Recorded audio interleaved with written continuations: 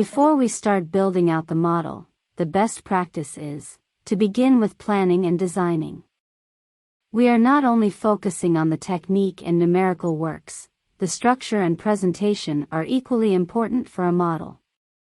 Like any analysis project, designing and planning a model should follow this 6-step principle. First, identify the problem. A model is usually built to answer a question or to solve a problem. A question like, "Should I purchase this asset?" can result in a model containing a cash flow statement to analyze the purchase scenario and not to purchase. Similar to a pricing model, the question could be something like, "How much is the price set to maximum profit?" You will need to identify the problem before building the model. For example, if you're creating a financial model, your inputs might include revenue, expenses, and tax rates, while your outputs might include net income and cash flow. After you've identified the problem that needs to be solved, it's very easy for us just to start building the model. However, it's better to stop for a moment and plan the model to determine the process and how the output will look. There are many ways to design a model in Excel. You can use formulas and functions, charts and graphs, pivot tables, and macros, among other tools. Choose the approach that best suits your needs and experience level. For example, in 3-way financial models, we will at least require a cash flow, profit and loss statement, a balance sheet, and perfectly with an input tab to put all the dynamic variables and an output tab, maybe a dashboard to present the findings you have in this financial analysis. Third, create a worksheet for each input and output.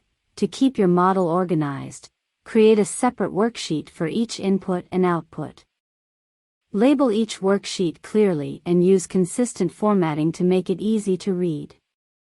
As we discussed before, it is best practice to put all the input variables in one tab and link the others into this tab to perform dynamic calculations. Fourthly, set up your calculations. You can create a tab called Calculation or Work, in which it will perform all the back-end stuff. Be sure to double-check your calculations to ensure accuracy. And make it expandable because the model grows all the time. Break calculation into smaller pieces, and do not try to attempt too much at once. For example, it is better to use 2 tabs to perform income and expenses and combine the calculation together in an extra profit and loss statement tab.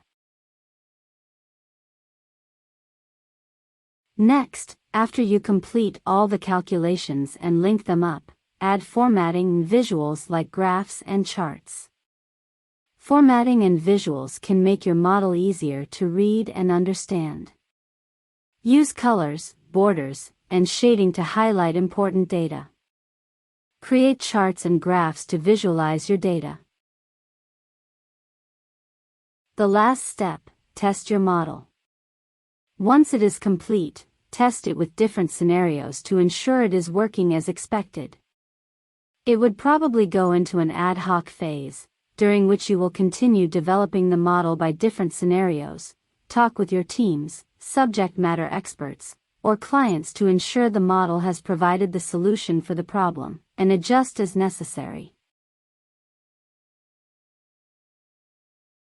Overall, designing a model in Excel requires careful planning and attention to detail.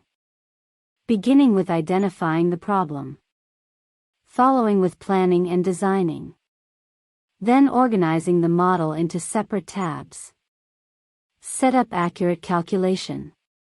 And make the formatting and visuals consistent. Finally, testing the scenario with your stakeholders. By following these 6 steps, you can create a robust, accurate model that meets your needs. Visit our website to find out more analytics resources. Thank you for watching.